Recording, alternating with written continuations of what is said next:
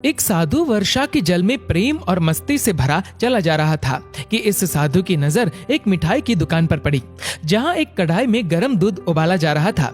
तो मौसम के हिसाब से दूसरी कढ़ाई में गर्मा गर्म जलेबियां तैयार हो रही थी। साधु कुछ क्षणों के लिए वहां रुक गया।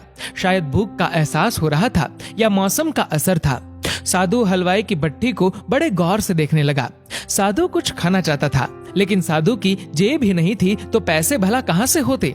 साधु कुछ पल भट्टी से हाथ सेकने के बाद चला ही जाना चाहता था कि नेक दिल हलवाई से रहा न गया और एक प्याला गर्म दूध और कुछ जलेबियां साधु को दे दी।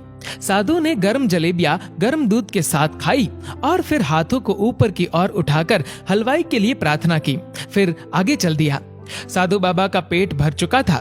दुनिया के दुखों से बेपरवाह वे फिर एक नए जोश से बारिश के गंदले पानी के छींटे उड़ाता चला जा रहा था। वह इस बात से बेखबर था कि एक नव विवाहित जोड़ा भी वर्षा के जल से बचता बचाता उसके पीछे चला आ रहा है। एक बार इस मस्त साधु ने बारिश के गंदले पानी में जोर से लात मारी। बारिश का पानी उड़ता हुआ सीधा पीछे आने वाली युवती के कपड़ों को भिगो गया।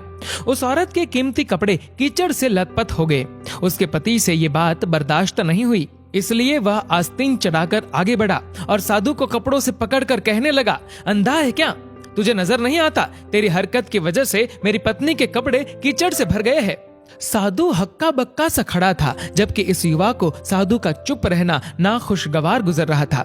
महिला ने आगे बढ़कर युवक के हाथों से साधु को छुड़ाना भी चाहा, लेकिन युवक की आंखों से निकलती नफरत की चिंगारी देख वह भी फिर पीछे खिसकने पर मजबूर हो गई।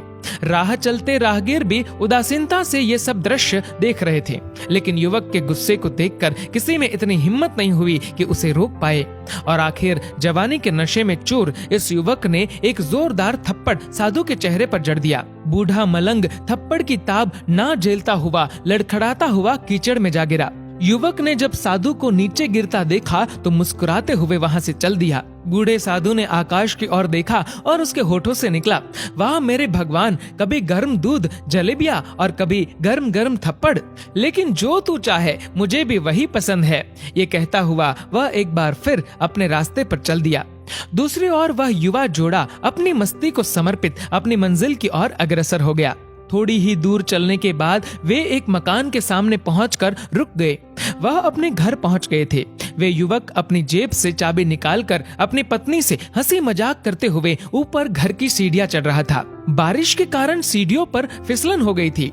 अचानक युवक का पैर फिसल गया और वह सीढ़ियों से नीचे गिरने लगा। महिला बहुत जोर से शोर मचाकर लोगों का ध्यान अपने पति की ओर आकर्षित करने लगी, जिसकी वजह से काफी लोग तुरंत सहायता के लिए युवक की ओर लपके, लेकिन देर हो चुकी थी। युवक का सर फट गया था और कुछ ही देर में ज्यादा खून बह जाने के कारण इस नौजवान युवक की मौत हो गई।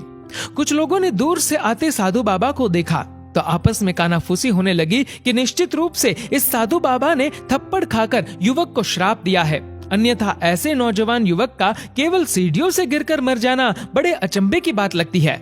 कुछ मनचले युवकों ने ये बात सुनकर साधु बाबा को घेर लिया। एक युवक कहने लगा कि आप कैसे भगवान के भक्त हैं, जो केवल एक थप्पड़ के कारण युवा को श्राप दे बैठे। भगवान के भक्त में रोष व गुस्सा हरगिज नहीं होता। आप तो जरा सी असुविधा पर भी धैर्य न रख सके। साधु बाबा कहने लगा, भगवान की कसम, मैंने इस युवा को श्राप नहीं दिया। अगर आपने श्राप नहीं दिया तो ऐसा नौजवान युवा सीढ़ियों से गिरकर कैसे मर गया? तब साधु बाबा ने उन सब से एक अनोखा सवाल किया कि क्या आप में से कोई इस घटना का चश्मदीद गवाह है? एक युवक ने आगे बढ़कर कहा, हाँ, मैं इस सब घटना का चश्मदीद गवाह हूँ। साधु ने अगला सवाल किया, मेरे कदमों से जो कीचड़ उछला था, क्या उसने युवा के कपड़ों को दागी किया था? युवक बोला, नहीं, लेकिन महिला के कपड़े जरूर खराब हुए थे। साधु ने युवक की बाहों को थामते हुए पूछा, फिर युवक ने मुझे क्यों मारा? युवक कहने लगा, क्योंकि वह युवा इस महिला का पति था और यह बर्दाश्त नहीं कर सका कि कोई उसकी पत्नी के कपड़ों को गंदा करे, इसलिए उस युवक ने आपको मारा। युवक की बात सुनकर साधु बाबा ने एक जोरदार ठहाका बुलंद किया और ये कहता हुआ वहां से विदा हो गया, तो भगवान की कसम, मैंने श्राप कभी किसी को नहीं दिया, लेकिन कोई है जो मुझसे बहुत प्रेम करता है। अगर उसका यार सहन नहीं कर सका तो मेरे यार को कैसे बर्दाश्त होगा कि कोई मुझे मारे।